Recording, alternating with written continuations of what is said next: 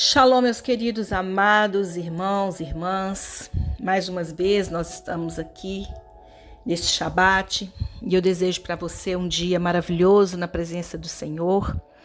E eu gostaria de compartilhar com você mais uma vez esta porção que se intitula com o nome de Tetzaveh, e ela é a 20ª porção na qual nós estamos estudando o livro de Shemot, o livro de Êxodo, capítulo 27, a partir do versículo 20, e que diz assim: ordene ao povo de Israel que traga você azeite puro de azeitonas prensadas para a luz e mantenha a lâmpada continuamente queimando.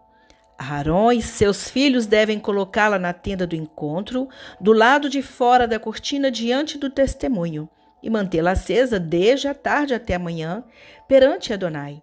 Este deve ser um regulamento permanente em todas as gerações do povo de Israel. É interessante que a palavra hebraica Tetzaveh, ela está na segunda pessoa imperfeita da palavra tzavah, que significa comandar, ordenar, né? Significa um mandamento. E essa leitura, ela começa com Deus dizendo a Moisés para ordenar aos filhos de Israel que forneçam azeite puro para alimentar a chama eterna da menorá. É interessante também que nessa porção nós vamos falar sobre as vestes sacerdotais que eram usadas pelos Kohanim, que são sacerdotes, enquanto eles serviam no santuário, também descrita nessa porção. E nós vamos ver também que, de acordo com a tradição judaica, apenas as primeiras gotas de sheme, que é o óleo que era prensado das azeitonas, né? Que azeitona em hebraico é a palavra zait, elas deveriam ser usadas para a menorá, uma vez que eram consideradas as primícias das azeitonas e também os mais brilhantes dos óleos. Mas é interessante que a menorá, ela era acesa todas as tardes e queimava durante a noite. Todas as manhãs o Kohen, o sacerdote, ele entrava na seção Kodesh do Mishkan, né, no lugar santo, para esvaziar as cinzas das lâmpadas e inserir ali novos pavios. Mas, no entanto, há algo interessante sobre um midrash que diz que a luz mais ocidental, ou seja, Ner Marav, ela permanecia acesa, que era então usada para acender as outras 6 lâmpadas, que eram semelhantes à forma como a vela shamash, que é usada para acender as outras velas de Hanukkah. E somente depois que as outras lâmpadas fossem acesas, ele então apagaria o Ner Ma'arav, limparia suas cinzas e o acenderia então novamente. Mas, queridos, essa porção traz para nós ensinamentos tão profundos, porque aqui diz que o povo deveria trazer o azeite para o sacerdote. Então, o que nós podemos entender? Que quem deveria trazer o azeite seria o povo. Por quê? Porque quando nós nos acendemos, nós servimos os outros também como portadores da luz. E nós sabemos que para que aquele azeite chegasse às mãos do sacerdote, aquele azeite que era levado, que era uma ordem até divina, requeria de cada pessoa uma preparação. Então nós entendemos que não era assim de qualquer maneira. Havia todo um trabalho, tinha que colher azeitona, passar a azeitona pela prensa e ali colher, né, aquele primeiro óleo que era o mais puro. Então o que nós podemos entender? Que para manter o candelabro aceso, depende da nossa obediência em trazer o azeite, o que vai requerer de nós muito esforço. É tão interessante que Adonai, ele ainda faz uma exigência que deveria ser do azeite puro, que é a primeira prensa. Ou seja, extrair o azeite requer de nós o quê? Tempo, trabalho, disposição. Mas, irmãos, o que eu posso ver aqui? Bem nesse início dessa porção. Que a finalidade dessa paraxá é nos fazer entender que há 2 altares que devo me achegar antes de entrar no Santíssimo Lugar. Porque quando esse azeite era entregue na mão do sacerdote, primeiro ele passava por esses 2 altares. O primeiro altar é o altar do Korbanot, que era para o sacrifício dos animais. E o outro altar era o Ketoret, que era para queimar o incenso. E o que sabemos é que o incenso aromático, ele deveria ser queimado antes que as lâmpadas da menorá fossem preparadas. Então, há muitas coisas aqui para a gente aprender. A primeira delas, nós precisamos entender o que é o Ketoret, o que ele simboliza. Qual que era a sua ligação para a preparação do acendimento dessas lâmpadas? Então, o que nós podemos entender? Que esse altar de cobre, ele era onde se fazia o sacrifício que deveria ser comido. Vamos dizer assim, né? O fogão. E esse altar, ele representa a parte física do homem, ou seja, o corpo. Por que eu estou dizendo isso? Pois comer, amados, é uma função do corpo. Mas o altar do incenso, ele era feito de ouro. E fica a pergunta, por que um altar de incenso ser todo de ouro? Porque o incenso é algo para se cheirar.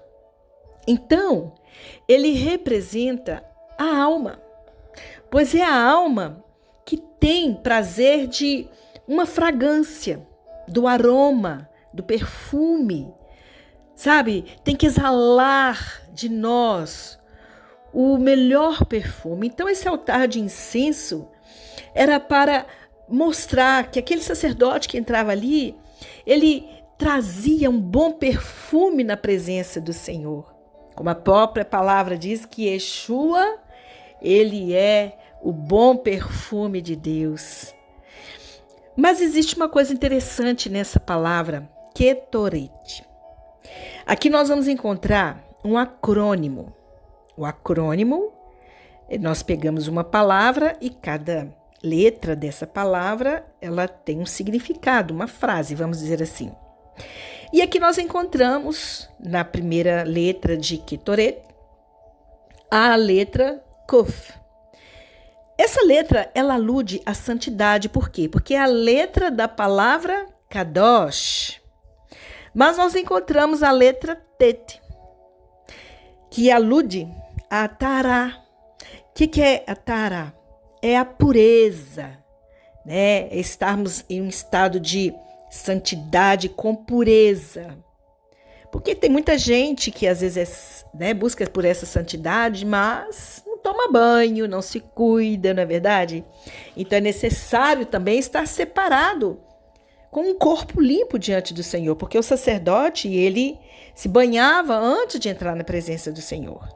Mas nós encontramos aqui a letra Resh, que ela alude a Rahamim, que significa a misericórdia, a compaixão. E por último, nós encontramos a letra Tav, que alude a Tikvah, que significa esperança. O que nós podemos ver aqui? Que estas 4 palavras, elas eram como se fosse um lembrete para que o sacerdote pudesse lembrar que viver não é o suficiente, mas que cada uma dessas palavras estão comprometidas na nossa missão em viver uma vida sagrada e pura do Espírito. E que palavras seriam essas?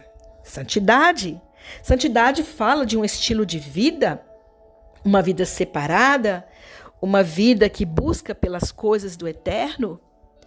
Permanecer santo é uma ordem de Deus, porque ele diz: sejam santos porque eu sou santo. Mas eu também preciso andar em pureza. E o que é andar em pureza? É andar limpo, é andar com a cabeça erguida, é você não ter nada que as pessoas possam olhar e te condenar e apontar que você está fedendo, que você está sujo. Mas eu digo também no sentido interior, espiritual, uma pureza, sabe? Termos um coração mais genuíno, e é isso que o Eterno deseja. Mas aqui nós encontramos a palavra compaixão. O que é compaixão? Porque uma pessoa que é santa e é pura, ela também deve ser o quê? Generosa de espírito. O sacerdote ele tinha que ter esse comportamento, ser generoso. Mas a santidade, a pureza e a compaixão traz para nós o quê? Esperança. Porque a esperança é uma renúncia ao desespero, mas uma visão de espera. Ou seja, quando nós temos esperança, ela tem um significado de confiança, de fé, de temor. Então, nós que queremos e desejamos entrar no santo lugar e apresentar nossas vidas ao Senhor como sacerdotes que somos hoje, sacerdotes reais, como está escrito na palavra, nós precisamos de ter esse comportamento na nossa vida de santidade, de pureza, de compaixão, esperança. E é isso que o Eterno deseja para nós, que você possa refletir sobre isso nesse dia e perguntar a si mesmo, será que eu estou preparada para entrar no santíssimo lugar? Mas ali nós vemos que o incenso, ele é uma lembrança da fumaça divina e que as nossas orações, elas devem estar conectadas nela, iluminando as nossas almas. Por quê?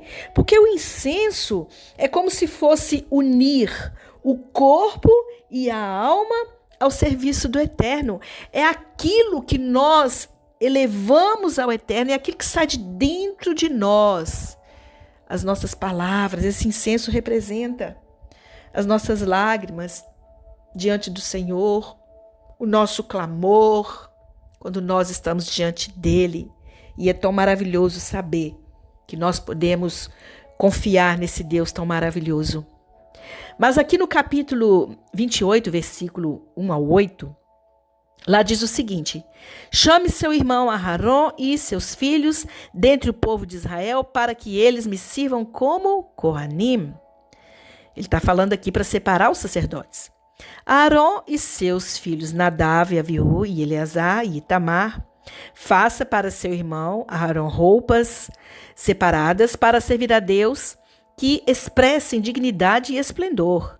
Fale com todos os artífices, a quem concedi o espírito de sabedoria, e que eles façam as roupas de Aharon para separá-lo para mim, a fim de que ele me sirva no ofício de Cohen. E aí ele vai detalhando o que teria que ser colocado nessa vestimenta. É tão interessante aqui que essas vestimentas sagradas, somente os descendentes de Arão tinham a permissão para usar as vestes sacerdotais. Um levita ou israelita regular não podia fazer isso. Somente então, enquanto realizavam a avodá, que significa serviço, né? O serviço que era feito no Mishkan. E um sacerdote regular, que é chamado de Kohen Hediot, ele tinha 4 vestimentas obrigatórias, enquanto o sumo sacerdote, que é o Kohen Gadol, ele tinha 8. E todos os Kohanim, que eram sacerdotes regulares, eles usavam a setoneta, uma túnica comprida ou uma camisa comprida, calças curtas, eles usavam uma faixa branca enrolada em um turbante pontudo. Então, assim, ele tinha uma vestimenta que o classificava para que ele pudesse estar apto a entrar na presença do Senhor. O que eu posso ver aqui é que Adonai foca essa necessidade de entrar na presença dele da maneira que ele quer. É como se fosse uma festa, né? E a pessoa fala assim, eu vou fazer uma festa, mas eu quero que todo mundo venha vestido assim, assim, assim, né? Então, as pessoas têm que respeitar a vontade do outro. E o Eterno, ele deixou bem claro como que ele gostaria que o sacerdote entrasse na presença dele. E isso aí é tão maravilhoso porque é a vontade do Eterno que tem que prevalecer, né? E nós sabemos que o sacerdote ele tinha que trazer até uma faixa escrita na sua testa, né? Dourada, escrito Kadosh Ladonai, ou seja, Santo ao Senhor. Mas observe que nem o Kohanim regular, nem o Kohen Gadol, eles usavam sapatos ou chinelos. Ou em outras palavras, nós podemos dizer que eles serviam no Mishkan descalços. E também no templo eles entravam descalços. Hoje muita gente entra na presença do Senhor, né, como se diz, de salto alto, né? Eu acho tão interessante isso porque o Senhor quer nos ensinar algo em relação a isso, né? Andar descalço significa uma posição de humildade. E eu acredito que é assim que nós devemos entrar na presença do Senhor. Mas de acordo com a tradição judaica, ele também vinha com alguns sinos que eram usados na túnica do sumo sacerdote para assustar qualquer santos anjos que estivessem servindo na sessão Kodesh do Mishkan. Aparentemente, Deus não queria que nenhum dos anjos ali criticasse o sumo sacerdote, enquanto ele desempenhava ali os seus deveres, né? Mas existe uma outra tradição que afirma que esses sinos foram usados para que os israelitas se lembrassem de orar pelo sacerdote enquanto eles serviam em seu favor. Mas nós sabemos também que esses sininhos era como se fosse um aviso, né? Porque se o sacerdote entrasse de qualquer maneira dentro do tabernáculo,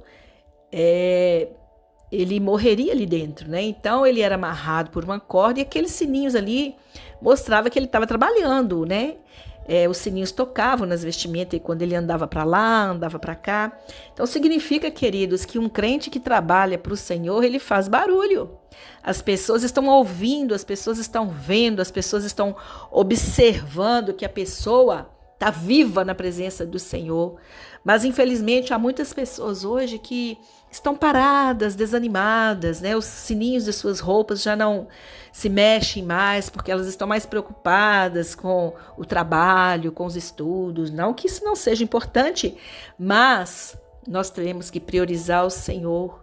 E não é ficar sentado na televisão, assistindo Netflix ou olhando para o Facebook, Instagram, né? Porque às vezes a gente gasta tanto tempo com essas coisas e não fazemos barulho. Nós precisamos fazer barulho para que as pessoas vejam, olha, ali está um servo, uma serva do Senhor, trabalhando, está vivo, né? E é isso que nós precisamos. Mas aqui também tem uma coisa interessante que o Roshem, ou seja, o peitoral do sumo sacerdote, ele era descrito nessa porção da Torá. E essa vestimenta sagrada, ela foi usada sobre o éfode, que é um avental de linho, e ele continha 2 pedras preciosas especiais, que eram chamadas de Urim e Tumim, que representam, né, luzes e perfeição.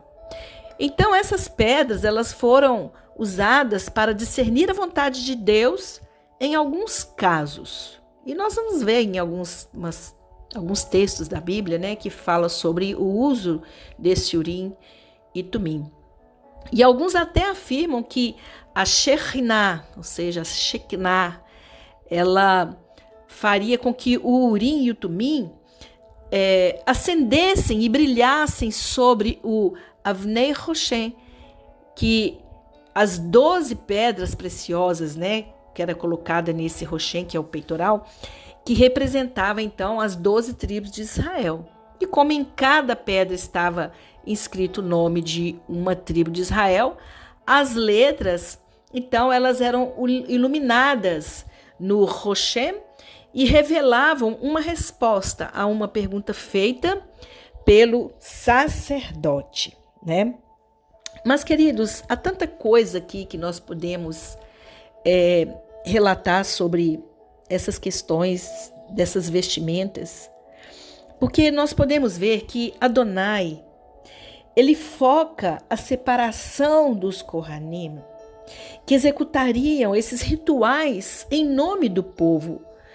Pensa bem, nós temos uma pessoa que nos representa, então essa pessoa ela deveria ter uma postura de santidade e até as suas roupas precisariam revelar quem ela era, porque nós podemos ver que a roupa ela faz a pessoa e o sacerdote ele representa o povo. Ele não pode vestir qualquer coisa. E é por isso que Adonai detalha como ele quer receber o sacerdote. Assim como também nas suas festas, a pessoa, como eu disse, ela escolhe uma vestimenta, não é verdade, para os seus convidados. Então o Eterno ele definiu isso. Mas o que nós podemos ver aqui? Que até Yeshua, numa de suas parábolas, ele expulsou um que não vinha vestido adequadamente. Então significa que o Eterno preocupa com suas roupas. Porque o Senhor sabe que tipo de roupa nós precisamos vestir para chegar na presença dele. E nos últimos dias, muitos não vão estar vestidos como sacerdotes. Muitos não vão estar apresentáveis diante do Senhor, porque vão estar com as roupas do mundo. As suas roupas não vão reluzir a presença do Eterno. Então nós precisamos prestar atenção e olhar para as nossas vidas e no espelho e perguntar se aquela roupa está adequada para que eu possa viver e servir o Senhor. Queridos, as roupas do sumo sacerdote, elas tinham que ser resplandecentes. Sabe o que é resplandecente? Elas tinham que chamar a atenção de Adonai. A sua roupa tem que chamar a atenção de Adonai. Aí a mulher vai lá e coloca aquela calça apertada, bem justa. Os homens também. Então, queridos, não que eu sou contra as calças, queridos, mas existem calças e calças, não é verdade? Existem decotes e decotes, existem roupas que você olha e você fala, como você está bonita, né? Mas existem roupas que você olha assim e fala, nossa, você está tão vulgar. E é isso que eu estou querendo dizer. Nós não podemos entrar na presença do Senhor com uma vestimenta que dá nojo no Eterno. Uma vestimenta que ele é obrigado a tirar os olhos dele, que são santos, de nós, porque ele sendo santo, ele vai olhar para nós vestido de qualquer jeito. Claro que o Eterno não preocupa se você está ali nu, tomando um banho, mas quando você vai fazer o serviço dele, a sua roupa, até a sua roupa, tem que chamar a atenção de Adonai. Mas ele fala aqui no versículo 2, faça roupas santas para Arão. Amados, o que eu vejo aqui?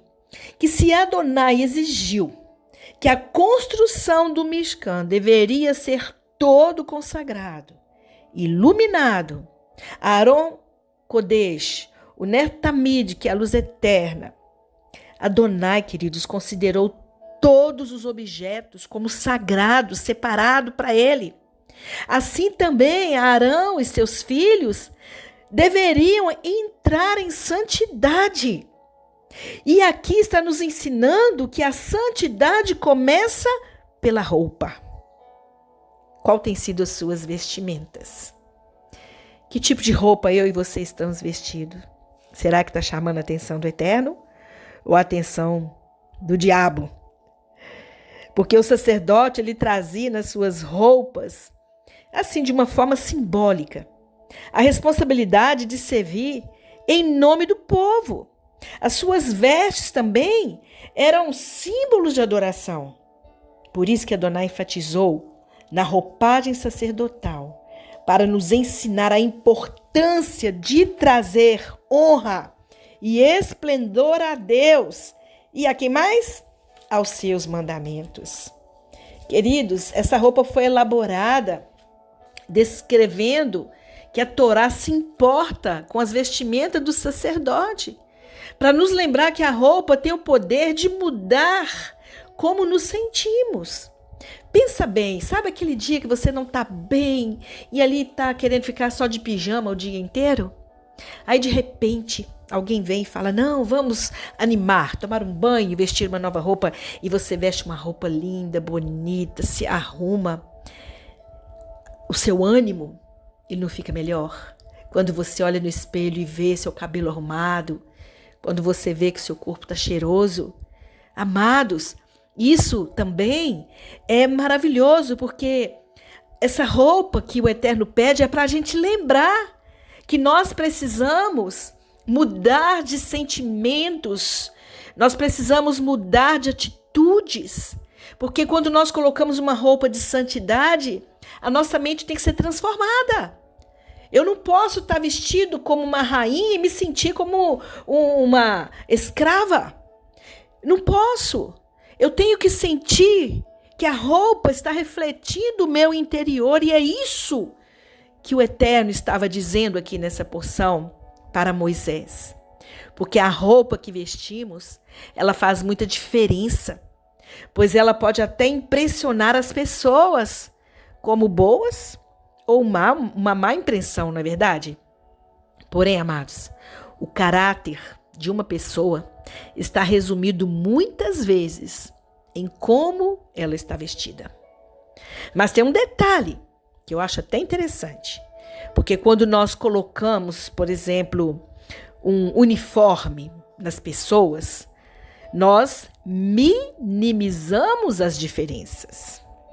Mas quando queremos vestir diferente, é porque queremos ser vistos e destacados.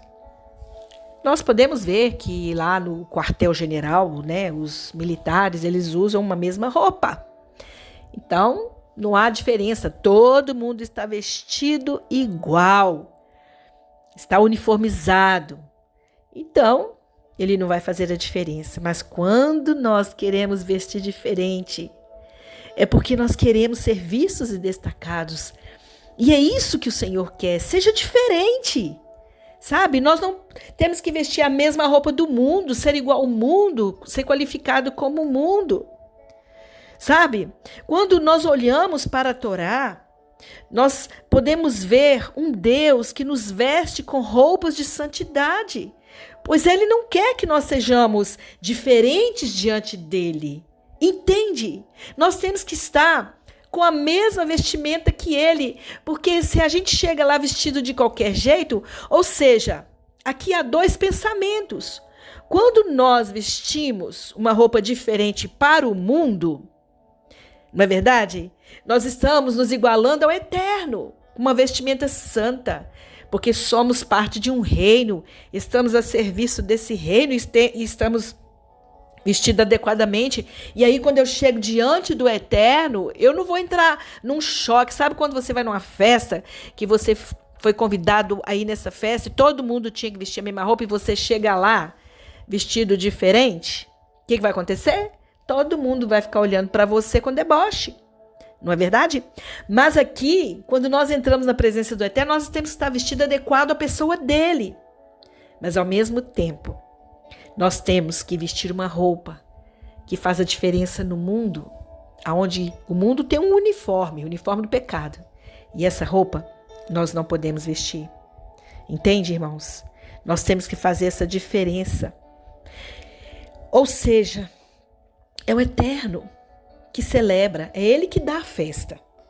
Ele detalha como nós devemos nos apresentar.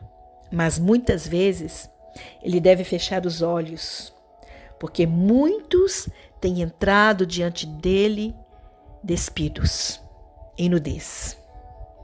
É tão interessante que a própria Torá, ela é a nossa vestimenta. A Torá é a nossa Bigdei Kodesh. O que significa isso? Vestes santas, vestes sagradas, que significa dignidade e esplendor. Amados, a roupa que nós vestimos, ela ensina a importância de honrar a Deus. Por exemplo, você bebe um vinho em um copo de plástico, ou você coloca assim em uma taça bem bonita. Será que o sabor seria o mesmo? Claro que não. O que eu quero dizer com isso? Que quando nós vestimos adequadamente, não só melhoramos a nossa aparência, mas também realçamos a glória de Deus. Diga aí, Baruch Hashem. Porque a Bigdei Kadosh, que essas roupas santas, só são santas quando cobrem um homem e uma mulher santo. Porque não adianta você pegar essa vestimenta que o Eterno declarou aqui e colocar num ímpio, numa pessoa que está vivendo no pecado. Entende? É por isso que o sacerdote, ele era considerado a um anjo, porque ele vestia roupas especiais para fazer aquela avodá, ou seja, aquele serviço, aquele trabalho. E aqui nós podemos ver no texto que eram classificados 6 peças para esse sacerdote. Mas ele usava mais 2 como acessório, que era uma calça e essa plaqueta, né, que é o tzitzit, essa placa que era usada na testa, e ele usava também essa calça que nós chamamos, né, ou seja, na testa dele vinha, né, essa placa de ouro escrita Kodesh Ladonai, que significa santidade ao Senhor. E nós vamos encontrar isso no verso 36. Mas é interessante, o que me chama a atenção também nessa porção, é que quem faz a roupa é o artífice. Era uma pessoa sábia, que teria que ter sido ungida pelo Eterno. E isso aí, queridos, nós precisamos entender, que nós não podemos vestir roupa que qualquer pessoa faz. Por isso, quando nós compramos uma roupa, nós consagramos nossas vestes, né? Nós quebramos qualquer coisa. Eu me lembro que eu frequentava uma igreja e a filha de uma irmã, do nada a menina começou a dar um trabalho para a mãe, e assim com pensamentos de prostituição, aquelas coisas assim. E aí, quando a mãe, um dia lavando a roupa dela, observou que ela tinha comprado uma roupa e a marca da roupa era Pombagira. E quando a mãe viu aquilo, entrou em desespero. E foi aí que ela descobriu o motivo daquela filha que era tão boazinha, tão santa, de repente mudar de comportamento. Por isso nós precisamos de santificar as nossas vestimentas. Mas o que a gente vê também de interessante aqui nessa porção é que no versículo 10, deixa eu achar aqui meu versículo 10, fala assim: pegue 2 pedras de ônix e grave nelas o nome dos filhos de Israel, 6 nomes em uma pedra e 6 nomes restantes na outra, segundo a ordem de nascimento. Um gravador deve gravar os nomes dos filhos de Israel nas 2 pedras, da mesma forma que se grava a um selo. Monte as pedras em encaixes de ouro e coloque as 2 pedras nas ombreiras do colete como pedras memoriais aos filhos de Israel. Aharon deve levar-lhes o nome diante de Adonai sobre os ombros como recordação. O que nós vamos ver aqui? Que esses nomes das 12 tribos, elas seriam gravadas com uma tinta e logo em seguida, para que eles pudessem gravar esses nomes, né, nessas pedras, eles tiveram que usar um pequeno verme chamado chamir. E é interessante que o chamir, ele ia comendo a tinta que era colocada. Assim, ele ia então registrando os nomes, porque eles desenhavam com a tinta aquele nome, né, escreviam, e o chamir, ele ia comendo a tinta. Então ele ia cavacando ali a pedra e ficava então registrado ali o nome. E no versículo 12 fala que Arão, ele vê os nomes do povo, porque o nome do povo passa pelo o coração. E então, quando Arão estava com aquelas pedras no seu peito, era como se ele pudesse olhar para aquele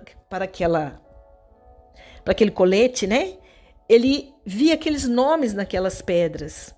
Então ele sabia que aqueles nomes representavam o povo de Israel. Então, primeiro, para que a gente possa interceder por alguém, a gente tem que ter esses nomes no nosso coração. E era isso que ele fazia. E depois ele realizava os sacrifícios. Queridos, nós temos que trazer o nome das pessoas dentro do nosso coração, porque só assim nós vamos realmente abraçar as causas das pessoas com compaixão. Porque, assim como Arão, ele olhava para aqueles nomes e ele lembrava do povo de Israel, nós precisamos de colocar o nome das pessoas no nosso peito, para que todas as vezes que nós olharmos para nosso coração, nós lembrarmos de interceder por essas pessoas. É tão interessante aqui que o Rochen, ele foi organizado com 4 fileiras de 3 pedras. E cada pedra foi escrita com 6 letras, representando o nome de uma tribo de Israel. O que nós podemos ver aqui? Que na primeira linha vinha Ruben, que é o rubi, a pedra de rubi, Shimeon, que era o topázio, e Levi, que era Garfinkel, que era um outro tipo de pedra. Aí vinha na segunda linha Judá, que era a pedra de carbúnculo, Isacar, que era a pedra de safira, e Zevulon, que era a pérola. Na terceira linha vinha a tribo de Dan, representada pelo jacinto, a tribo de Naphtali, que era uma pedra de ágata, e a tribo de Gade, que era um cristal. E na quarta linha vinha a tribo de Asher, a esmeralda como representante, né? Yosef, José, que era a pedra de ônix, e Benjamim, que era uma pedra bem de nome desconhecido, que era a pedra Yashne, que era uma pedra não conhecida, pelo menos não conheço. Então, segundo a Gemara,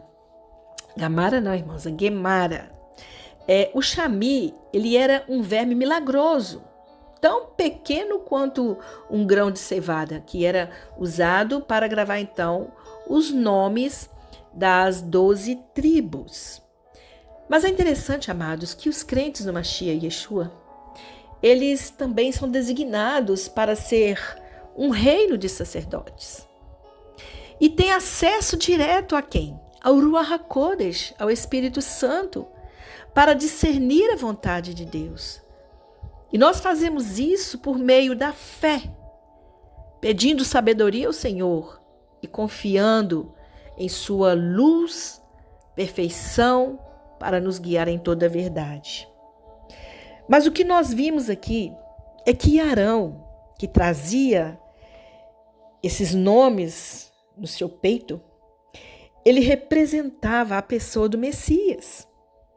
E a partir disso, nós sabemos que sobre os seus ombros estão os nomes das 12 tribos em 2 pedras pretas. E esse evento se dá no momento do sacrifício, quando Yeshua levou os pecados do mundo. Ou seja, ele nos levou no coração, né? Realizando ali então o sacrifício de si mesmo como uma oferta. Baruch Hashem, o Senhor é maravilhoso. Mas no capítulo 28, versículo 13 ao 15, aqui fala sobre o peitoral do juízo. Porque no peito ele trazia também a decisão do julgamento, que era absolver ou condenar aquelas pessoas. E nessa segunda aliá, nós vamos encontrar um ritual a ser seguido. Por quê? Porque os detalhes das vestes refletiam o próprio tabernáculo. Parecia que aquele sacerdote era a própria habitação de Deus, Baruch Hashem. A palavra de Deus é maravilhosa, como que ela vai juntando as peças, não é verdade? E quando nós trazemos esse tipo de vestimenta, nós também trazemos Deus para dentro de nós. Porque no versículo 30 fala sobre esse Urim e Tumim, que é luz e perfeição. Então, nós temos que ver que a responsabilidade do sacerdote, ele teria que julgar segundo o seu coração direcionasse. Então, o sacerdote ele tinha que estar muito centrado em Deus, ele não poderia julgar aquelas pessoas, ou seja, as 12 tribos, pela sua própria emoção. Então ele teria que estar realmente centrado na presença do Espírito de Deus, recebendo de Deus todo o comando. Veja bem, queridos, é tão interessante que o próprio Talmud diz que cada peça da roupa do sacerdote expiava por um pecado dos israelitas. A exemplo disso, o casaco era pelo derramamento de sangue. as calças de linho por impropriedade sexual, a mitra para a arrogância. Então, nós podemos entender que o sacerdote, ele representando o próprio Eterno ali diante dos homens, ele tinha que ter essas vestimentas para que ele pudesse trazer um julgamento perfeito, sem que ele julgasse de maneira enganosa. Então, queridos, essa porção quer nos ensinar tantos detalhes, não é verdade? E agora a gente vê aqui, nessa terceira aliá, nós vemos que o Eterno, ele mostra como o sacerdote deveria entrar no tabernáculo. Isso aqui é tremendo, porque primeiro ele deveria vestir uma veste cuja bainha teria granadas de fios azuis, ou seja, é um roxo carmesim em torno daquela bainha das suas vestimentas. Também ali tinha os sinos de ouro, e entre eles, ao redor, um sino dourado e uma romã. E todo em torno da bainha da veste. Ele vestiria quando estivesse o quê? Fazendo o seu ofício, ou seja, quando ele estivesse oficializando. E é interessante que os rabinos, eles associam, também os sons dos sinos de ouro com a proibição de entrar na casa de uma pessoa sem o devido aviso. Porque quando nós chegamos na casa de um vizinho, por exemplo, o que a gente faz? A gente toca a campainha, não é verdade? E por quê? Você está lá no seu privado, à vontade, e uma pessoa vai entrando sem avisar. Você vai considerar essa pessoa como um intruso, que é chamado de Yastir Mipanav. Então, queridos, quando nós deixamos de ter respeito na casa do Senhor, ele se esconderá, ou seja, ele vai esconder o rosto dele de nós. Por isso que os sinos e as romãs tinham que ir juntos com o sacerdote na bainha da sua roupa. E esse barulho evitava que o sacerdote tivesse pensamentos de Lashon Hara. A palavra de Deus é maravilhosa. A Torá, ela traz para nós tanto conhecimento. E é tão maravilhoso isso, queridos, porque da mesma maneira que nós não podemos avançar, ser intrusos na vida das pessoas, invadir a casa das pessoas, nós temos que ser educados e mostrar que estamos chegando. Assim também, nós temos que fazer na presença do Senhor. Que nós possamos colocar esses sininhos em nossa vida, para que nesse caminhar na presença do Senhor, nós venhamos a lembrar sempre que nós estamos indo de encontro àquele que é santo. E nós estamos sendo aí preparados para ter um encontro com o Senhor. Então, vamos buscar por essa santidade e separação, para que no caminho ao qual nós estamos indo, nossos pensamentos sejam santos, as nossas atitudes, as nossas palavras. Amém? No versículo 36, ali fala o seguinte, que todo o ouro que foi recolhido, ele era para ser entregue ao sumo sacerdote e do Mishkan, porque eles tinham o objetivo de criar um espaço para a presença de Deus no meio da humanidade, que tinha que ser o quê? Ouro puro, porque o ouro ele representa a santidade de Deus, algo que é separado, porque o ouro, para ele ser puro, ele tem que passar por um processo de refinamento. Então, todo aquele ouro que foi recolhido era para que dentro do Mishkan, que era onde a glória de Deus vinha, aquele ouro ali tinha que ser puro. Então, amados, nós entendemos que a nossa vida também tem que ser assim. Nós temos que colocar ouro dentro de nós, sabe? Não é mapear nossa vida de qualquer maneira, não. Temos que colocar o ouro dentro de nós. Por quê? Porque a presença de Deus está lá. E Deus não pode ficar num lugar onde não há luz, onde não há resplendor, onde não há glória. É por isso, queridos, que o Senhor detalha tantas coisas para as nossas vidas. E aquele ouro, ele foi separado para colocar dentro do tabernáculo, dentro da arca, na menorá, aonde a glória de Deus está, tem que ter ouro. Ouro fala de pureza, santidade, de luz, de brilho, e assim deve ser a nossa vida. Mas no versículo 38, ali fala, né, sobre essa placa que o sacerdote trazia. Então, o Senhor fala com ele: estarão sobre sua testa, não retire seus pensamentos dele. Ou seja, o sacerdote, ele tinha que a responsabilidade de anunciar a santidade de Deus. Por isso que ele tinha que trazer na testa. E as pessoas tinham que ver que ele estava ali totalmente, realmente separado. Querido, nós precisamos trazer essa placa de ouro na nossa testa, para que as pessoas olhem e vejam santidade ao Senhor, santidade ao Senhor. E sabe por que isso?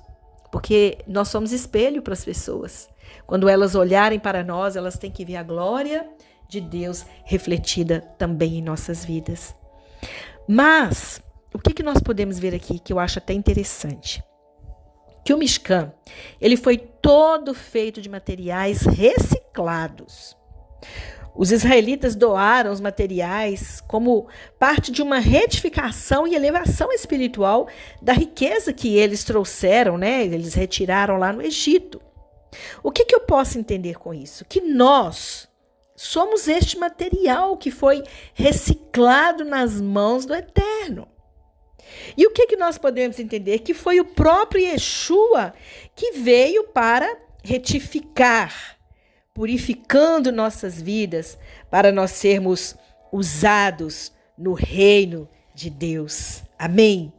Oh, glória! Eu fico tão feliz de entender esses princípios, porque é isso que nós precisamos buscar nesses dias, amados. Nós precisamos buscar nesses dias pela santidade do Senhor. Agora, na quarta liá, nós podemos ver aqui que 3 animais, eles foram trazidos ao sacerdote e os filhos de Arão, né, para poder fazer ali o sacrifício.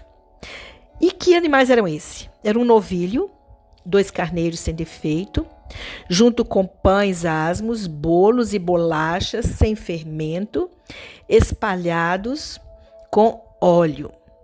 Isso está na quarta liá, vocês podem dar uma lidinha. Eu acho interessante, né, que Deus pede comida. Ele pede sacrifício e comida boa também, né? Então, nós entendemos que nós não podemos chegar diante de Deus sem comida para Ele, porque nós alimentamos o Senhor com aquilo que nós oferecemos a Ele. E o que é que nós podemos oferecer? O verdadeiro louvor e adoração. Quando nós expressamos palavras amorosas, quando nós estamos ali doentes, cansados, preocupados, mas nós estamos na presença dele como um sacrifício vivo e levamos a verdadeira adoração e entoamos a ele canções dizendo o quanto ele é importante para as nossas vidas. Mas agora nós temos a quinta liá, que está no capítulo 29, versículo 20. E nessa parte aqui é interessante, capítulo 29, versículo 20. Deixa eu ler aqui. Estou procurando aqui, irmãos, na minha Bíblia, que a letra é tão pequenininha. Vou no 19 aqui.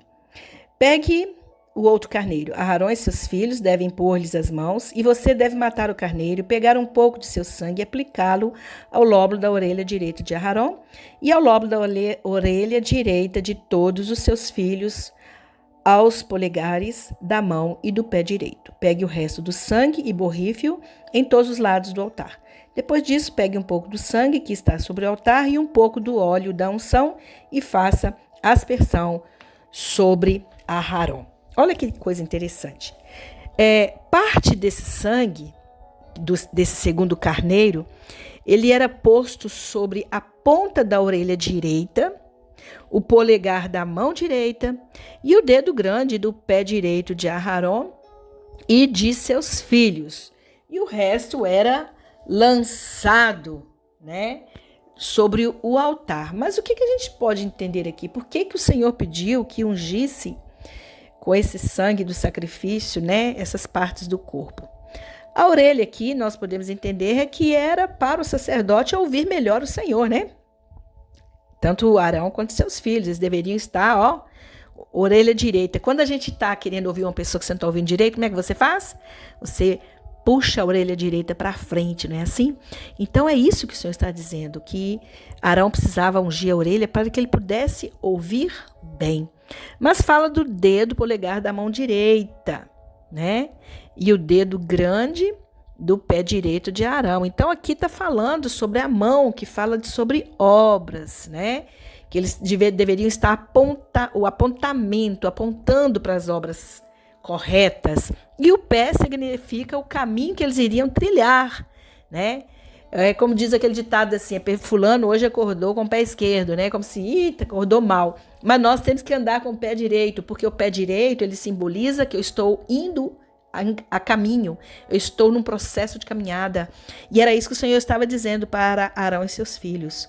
Precisam me ouvir, os seus atos de justiça que vocês devem pregar. Lembrando que há um caminho para vocês trilhar, e esse caminho tem que ser de santidade. E no versículo 38 ao 39, ele fala que eles deveriam oferecer também um cordeiro pela manhã e um outro ao pôr do sol. E por quê? Porque era na viração do dia que Adão se encontrava então com Adonai. Então aqui nos aponta um Deus querendo restaurar a vida do homem antes da queda. E Deus usa as mesmas frases do Éden. Me encontrarei convosco ali na oferta da manhã e no crepúsculo.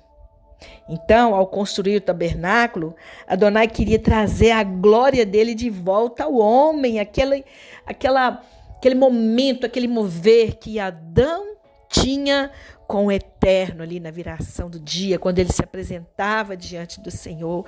Queridos, busca o Senhor pela manhã, busca o Senhor ao entardecer, porque o Senhor, ele fala conosco nesses horários também. O Senhor, ele tem algo para fazer nas nossas vidas nesses horários, e eu tenho certeza que é um momento de grande adoração, de grande aconchego, né, ali na presença do Senhor. E nós sabemos que Yeshua, ele é o tabernáculo caído de Davi, que veio tabernacular em nosso meio e trazer essa glória de Adonai para o nosso meio. É por isso que hoje nós temos livre acesso ao Senhor. Baruch Hashem. O Eterno é maravilhoso, queridos. E para a gente poder terminar, nós vamos ver aqui na 7ª aliá, falando sobre o altar do incenso. E o altar do incenso, que é chamado de Mishbea Haketoret, era o segundo altar que nós falamos do Mishkan, porque o primeiro era o grande Mishbea Haolam, ou chamado também de altar do sacrifício dos animais no pátio externo. Ele foi construído de madeira revestida com ouro puro, batido e colocado na seção também Kodesh da estrutura, né, que era o lado da menorá, e da Shulchan, que era aquela mesa que era colocada ali. E também ao lado do Pahoret, que era a cortina, que separava o santo lugar do santíssimo lugar. E 2 vezes por dia, de manhã e novamente à tarde, um sacerdote queimava o Ketoret, que é o incenso, nesse altar, como um lembrete intercessor, né? Como ele estava ali intercedendo ao Senhor em nome de todo Israel. E o Midrash afirma que, embora houvesse apenas uma fina camada de ouro cobrindo o altar do incenso, a madeira nunca foi queimada pelo fogo. Oh, maravilha! Quando nós estamos orando, queridos, significa que por mais pecador que sejamos, essa madeira que mofa, que queima, que vira carvão, quando ela vem revestida de ouro, o Senhor, Ele olha o ouro que está na nossa vida, e não para o nosso pecado, mas Ele olha as intenções das nossas orações, como nós estamos intercedendo e buscando ao Senhor. E como eu falei, esse altar, ele era feito de madeira de acácia. E nos foi dito para não queimar incenso estranho, nem fazer holocausto, nem ofertas de cereais, nem libações. O que Arão mandou fazer nesse altar, além de queimar as especiarias doces? Você sabe o que foi? Arão deveria fazer expiação em seus chifres, uma vez por ano, com o sangue da oferta pelo pecado. Sabe por quê? Porque esse altar é Yeshua, o altar especialmente sagrado para Adonai. Baruch Hashem. Queridos, eu quero encerrar essa porção com uma pergunta interessante. Por que os descendentes de Arão foram escolhidos para ser os sacerdotes e não Moisés? Sabe por quê? Porque em conexão com o avodá, ou seja, esse serviço no Mishkan, poderia surgir a questão de por que os descendentes de Arão foram escolhidos para servir e não Moisés. Em outras palavras, por que Moisés não foi escolhido para ser o Kohen Hagadol para Israel? Existe um rabino chamado Rashi que ele afirma que o Senhor, a princípio, queria que Moisés fosse o Kohen Hagadol. Mas, porque ele se recusou a liderar Israel naquele incidente lá da sarça ardente, Deus escolheu então seu irmão e seus descendentes para ser os Kohanim, enquanto Moisés e seus descendentes seriam levitas, que são os assistentes. Então, profeticamente, embora o próprio Moisés fosse um tipo, ou seja, uma imagem do Mashiach e Yeshua, ele foi incapaz de entrar na terra prometida final. E todo o sistema do sacerdócio, baseado no Mishkan, e mais tarde também no templo, estava destinado a ser substituído pelo sacerdócio maior após a ordem de Melquisedeque. Os sábios eles comparam o simbolismo do Mishkan com a da própria criação. Assim como o Senhor criou a humanidade como o aspecto mais importante de sua criação, ele deu as instruções para acender a menorá e queimar o Ketoret, o incenso, depois que o Mishkan foi criado. E assim a humanidade foi criada, então, para adorar o Senhor, o Deus de Israel. Amados, para nós encerrarmos, o Mashiach Yeshua, ele é o grande sumo sacerdote e rei também da tribo real de Judá. O seu sacerdócio é segundo a ordem de Melquisedeque, que foi baseado na promessa imutável do próprio Deus e supera o sacerdócio de Levi tanto quanto a substância supera a sua sombra. Mas o prenúncio do Mishkan não foi dado a Israel em vão. E como a própria menorá e o Ketoret, nossas vidas devem brilhar a luz da verdade para os outros e evocar o sabor do céu onde quer que nós formos.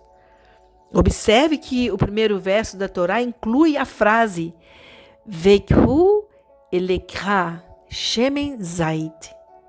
Vocês tomarão azeite de oliva. Irmãos, a implicação do mandamento não é tanto dar ao Senhor, mas sim tirar da vida o que já pertence ao Senhor. E esse ato de retornar para Deus é inviolável. Estabelecer a ordem correta da vida produz bênção. Agora, nesse momento que você está ouvindo essa mensagem, e também para o mundo vindouro. Baruch Hashem, que o Eterno te abençoe com essa palavra e que eu e você possamos alimentar dela, porque nós sabemos que a palavra de Deus, ela contém todos os elementos que nós precisamos para servir o Senhor. Por isso, a mensagem é essa, que quem dá tem que ser santo. Quando nós oferecemos algo a Deus, Deus só aceita aquilo que é separado, que é santificado. Então, primeiro nós precisamos nos consagrar e depois consagrarmos a oferta que nós oferecemos ao Senhor. Baruch Hashem, Querido Deus, nós te louvamos pela tua palavra.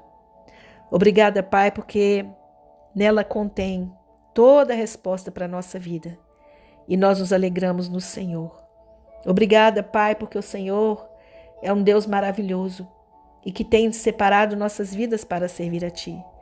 Por isso nós te pedimos, ó Deus, que o Senhor nos abençoe, que o Senhor nos ajude a servir a Ti com todo o nosso coração e que possamos verdadeiramente estar vestidos adequadamente para nos achegarmos a Ti com a nossa menorá acendida, com esse óleo que brilha sobre as nossas cabeças, levando o azeite para que o Senhor possa nos acender. Em nome de Yeshua HaMashiach, Pai.